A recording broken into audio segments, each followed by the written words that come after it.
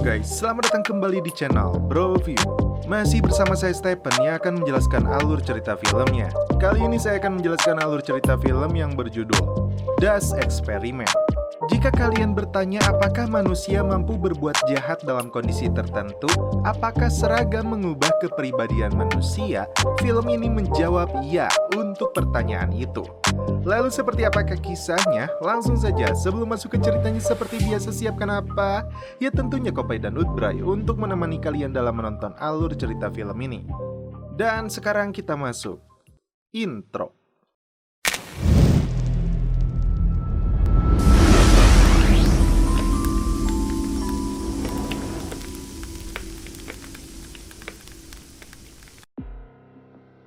Dikisahkan, seorang supir taksi bernama Tarek melihat sebuah iklan di koran pikiran rakyat. Mereka membutuhkan orang-orang yang siap dijadikan eksperimen selama 14 hari di dalam penjara tiruan dengan bayaran 4.000 mark atau sekitar 30 juta.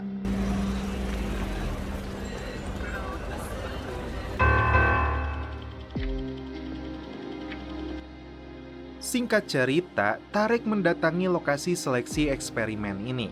Terlihat beberapa orang yang sudah datang lebih dulu. Dr. Grimm yang menjadi asisten ilmiah eksperimen ini menemui mereka semua. Tujuan dari eksperimen ini adalah untuk mengetahui perilaku kelompok dalam situasi di dalam penjara. Mereka yang ikut dalam uji coba ini akan dibagi menjadi dua kelompok. Sebagian menjadi tahanan dan sebagian lagi menjadi penjaga. Serangkaian tes akan dilakukan untuk memeriksa kondisi fisik pelamar. Dan mereka yang lolos seleksi harus bersedia meninggalkan kehidupan pribadi selama proses eksperimen berlangsung. Tak hanya sebagai supir taksi, Dr. Grimm melihat cat kepribadian Tarek yang sedang belajar ilmu filosofi, arsitektur, dan sosiologi. Setelah melewati berbagai seleksi, Tarek diterima untuk mengikuti eksperimen ini. Kemudian, Tarek mengunjungi kantor berita tempat dia pernah bekerja. Potongan iklan eksperimen itu dia tunjukkan kepadanya. Tarek diam-diam akan merekam selama dirinya berada dalam penjara itu dan menjual kisah ini kepada bosnya. Setelah mencapai kesepakatan harga, Tarek membeli sebuah kacamata yang dilengkapi kamera tersembunyi.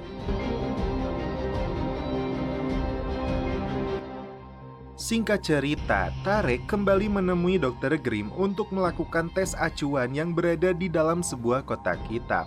Tes ini membuat kepala Tarek lumayan jangar.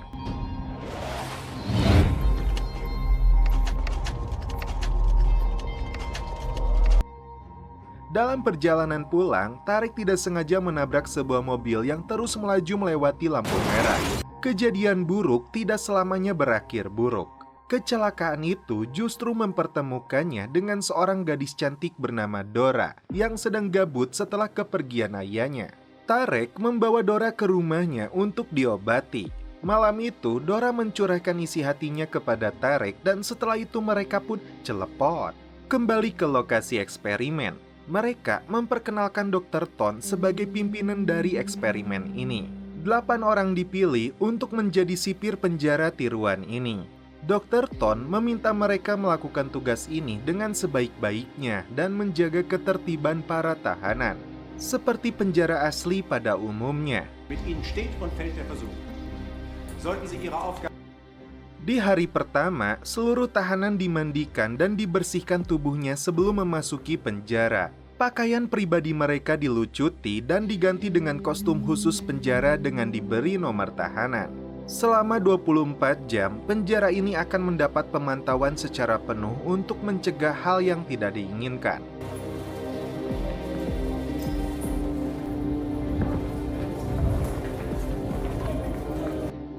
Memasuki sel untuk pertama kalinya, mereka menganggap hal ini sebagai lelucon yang akan segera berakhir dan pulang membawa uang masing-masing 30 juta.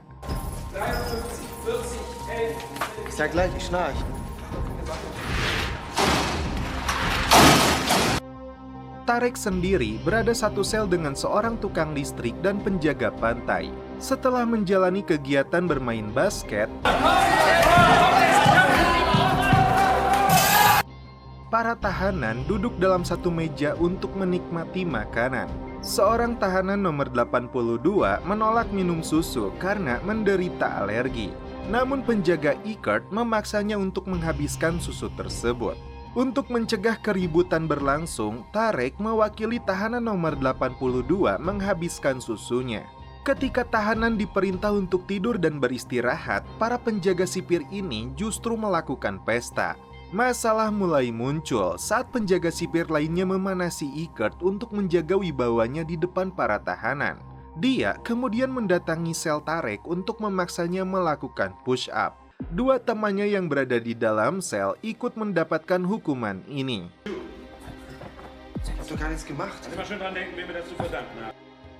Di hari selanjutnya, tahanan mendapat perlakuan yang sama, dipaksa untuk minum susunya atau melakukan push-up.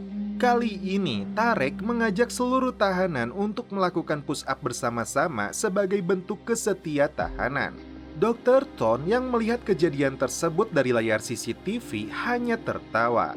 Tak terima dengan tingkah Tarek yang makin merendahkan penjaga, Eckert dan Erberus datang kembali ke sel melempar selimut milik Tarek. Setelah menyalakan kamera tersembunyi yang berada dalam kacamatanya, Tarek justru menjebak dua penjaga itu agar terkunci di dalam sel.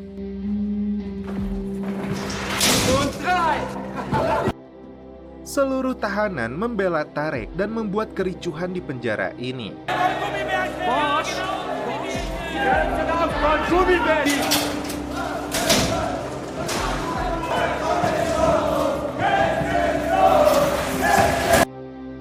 Seluruh penjaga sipir melakukan aksi balasan. Lampu penjara dimatikan, kemudian mereka membawa alat pemadam kebakaran dan memaksa seluruh tahanan melucuti pakaian mereka.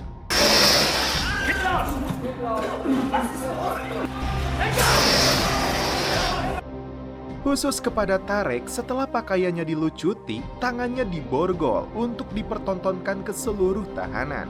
Dr. Ton memuji apa yang sudah dilakukan para penjaga ini untuk memulihkan keamanan dan ketertiban. Berbeda dengan para tahanan yang merasa dihina dan direndahkan, padahal ini hanyalah sebatas eksperimen. Di hari ketiga, para penjaga berhasil menguasai keadaan. Tahanan nomor 82 tidak bisa menolak lagi perintah sipir untuk menghabiskan susunya hingga dia muntah-muntah. Tak muluk-muluk, tahanan nomor 82 ini ingin membeli sebuah Ferrari bekas dengan uang yang dia kumpulkan dari beberapa eksperimen yang dia pernah ikuti. Kecewa dengan sikap para penjaga, Tarek memancing emosi Berus dengan menyebutnya bau cubluk. Berus hampir saja terpancing untuk memukul Tarek, tapi tidak dia lakukan karena tidak ingin dikeluarkan dari eksperimen ini. Di luar dugaan, teman satu sel Tarek menemukan bukti bahwa kacamatanya telah dilengkapi sebuah kamera. Tarek yang tidak bodoh pun dapat membaca temannya ini dia adalah seorang marinir. Terungkap, Steinhoff ini adalah seorang pilot berpangkat mayor dari Angkatan Udara. Mereka berdua sepakat untuk melindungi identitasnya masing-masing. Sementara itu, para penjaga terlihat menyelundupkan minuman dan senjata api kosong untuk menakuti tahanan. Sasaran pertama mereka adalah Tarek yang mereka anggap sebagai otak dari kerusuhan di penjara ini. Dalam kondisi terikat, mereka memangkas rambut Tarek bahkan dengan kejinya mengencingi dia rame-rame. Salah seorang sipir bernama Bosch tampaknya tidak setuju dengan perlakuan yang mereka lakukan. Di hari keempat, Tarek dipanggil oleh kedua dokter untuk menanyakan kondisinya. Mereka bahkan mendapat info dari para sipir bahwa Tarek ingin mengundurkan diri dari eksperimen ini. Tarek menolak karena dia membutuhkan uangnya meskipun sejauh ini para sipir itu terus menyiksanya. Di sisi lain, Dora yang begitu rindu kepada Tarek tidak sengaja menemukan kunci apartemennya. Dia pun tinggal di apartemen kekasihnya itu. Di saat para sipir menyuruh mereka membuat surat untuk teman sel mereka, saat itulah Tarek mencoba menyembunyikan satu lembar kertas. Untuk menghilangkan kecurigaan mereka, Tarek merobek-robek amplopnya. Seorang tahanan nomor 69 yang sudah tidak kuat dengan perlakuan para sipir memutuskan untuk keluar dari penjara ini. Namun, Dr. Ton menolak permintaannya. Perlakuan tidak manusiawi dilakukan kembali oleh para sipir. Selain bajunya dilucuti, tahanan nomor 69 ini harus berdiri di depan selnya dengan kertas bertuliskan bencong. Tiba-tiba, seorang tahanan yang mengalami gangguan psikologis mengamuk di dalam selnya. Kepalanya mengalami geger otak serius setelah Berus memukulnya dengan kejam. Dr. Ton menolak permintaan Grimm untuk mengeluarkan Berus. Menurutnya, Berus dan Tarek adalah bintang dan faktor dinamis dalam eksperimen ini. Tepat di hari kelima, petugas sipir membawa tahanan 69 setelah Tarek melihat dia menderita sakit di alat kelaminnya. Setelah melakukan tes urin, penjaga memperingatkan seluruh tahanan agar jangan membuat onar. Jika tidak, kotak hitam itu akan menjadi sel baru mereka. Dan kotak itu sengaja dimasukkan ke dalam penjara oleh Dr. Ton tanpa persetujuan dari Dr. Grimm. Dianggap mencoba melakukan penyerangan, Tarek kembali dihukum oleh para sipir ini untuk membersihkan toilet dengan menggunakan pakaiannya sendiri. Alhasil, hari itu Tarek terpaksa menggunakan pakaian yang sudah kabayang bau cubluknya. Kali ini Tarek benar-benar tidak kuat lagi. Dia meratapi nasibnya demi mendapat uang 30 juta harus rela dibully habis-habisan. Sipir bocah yang tidak tega memberikan pakaian baru untuk Tarek. Tarek kemudian memintanya untuk memberikan pesan kepada orang yang datang membesuknya. Dia tampak senang karena tiba-tiba Dora datang menjenguknya. Ternyata Dora tidak sengaja melihat kontrak yang dilakukan Tarek.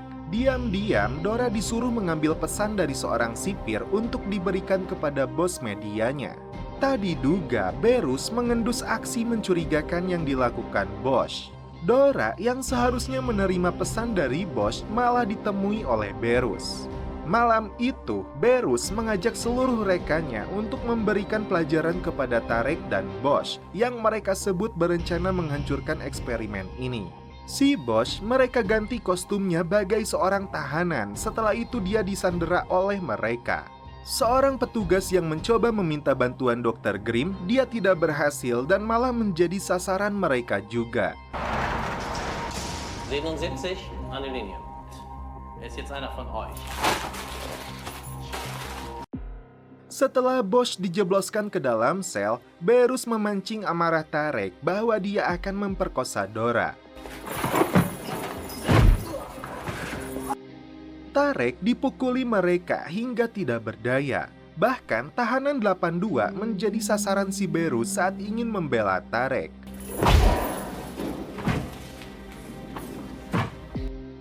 Dalam kondisi sudah tidak berdaya, Tarek dijebloskan ke dalam kotak hitam. Bener-bener edan, fisik dan psikologis Tarek makin tersiksa. Nasib sial menimpa Dr. Grimm. Dia mendapat perlakuan yang sama bagai seorang tahanan dari si Berus dan Ikert. Ton yang sedang berada di luar terkejut setelah mendapat informasi kekerasan telah terjadi di dalam penjaranya. Dr. Grimm dijebloskan ke dalam penjara dan seluruh tahanan dilakban mulutnya.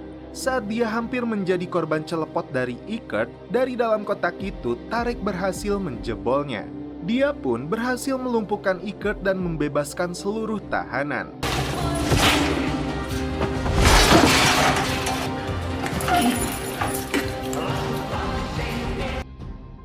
Namun naas bagi tahanan 82 yang akhirnya dia tewas. Mereka semua berusaha keluar dari penjara ini. Terlihat Dora dikunci di sebuah ruangan oleh Berus.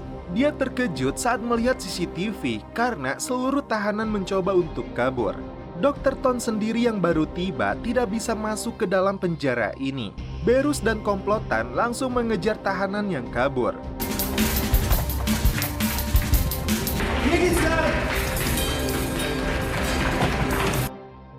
Mereka terjebak di sebuah jalan buntu. Hanya Tarek dan teman selnya yang terus berlari mencari jalan keluar. Dr. Ton terkejut setelah melihat penjaranya. Dia tidak menemukan siapapun kecuali Ikert yang tiba-tiba langsung menembaknya. Was ist hier passiert? Bos sempat dikejar olehnya, namun beruntung dia melakukan perlawanan dan berhasil menjatuhkan si Icard. Dora begitu terkejut saat melihat kondisi mereka berdua. Melihat sebuah pistol, Dora langsung mengambilnya. Pertarungan sengit terjadi antara Tarek dan Steenhoff melawan komplotan sipir bejat ini.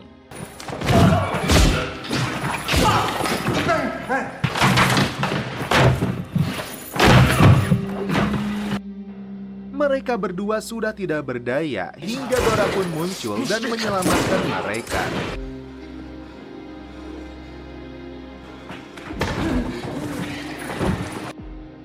Berus akhirnya berhasil dilumpuhkan dan seluruh tahanan berhasil keluar dari dalam penjara dan berkumpul di sebuah basement. Akibat kejadian ini, Dr. Ton dituduh melakukan eksperimen ilegal yang membahayakan nyawa manusia. Akibatnya, 2 orang tewas dan 3 lainnya terluka parah. Dr. Ton, Berus, dan komplotannya yang masih hidup dijebloskan ke dalam penjara asli, didukung bukti rekaman yang dilakukan oleh Tarek. Tarek sendiri menjalani kehidupan barunya bersama Dora. Dan setelah itu film pun berakhir. Oke guys, bagaimana menurut kalian alur cerita film dari Das Experiment ini? Sebagai sebuah film, filmnya memang memakai dramatisasi. Namun karena berdasarkan kisah nyata, penonton akan tercengang karena begitu cepatnya manusia berubah menjadi jahat. Untuk menambah efek psikologis, hanya karakter penjaga utama, para ahli dan Tarek yang memiliki nama. Sisanya hanya dinamai tahanan atau penjaga. Dengan sebagian besar filmnya bersetting di dalam ruangan, filmnya tidak membosankan dan mampu membuat kalian menahan nafas karena titik utama film ini ada pada ketegangan yang dibangun oleh akting para karakternya. Dalam situasi ekstrim serta kondisi psikologis setiap karakter yang ada di dalamnya. Namun akan terasa kurang jika kalian menontonnya tidak ditemani secangkir kopi. Suruput dulu.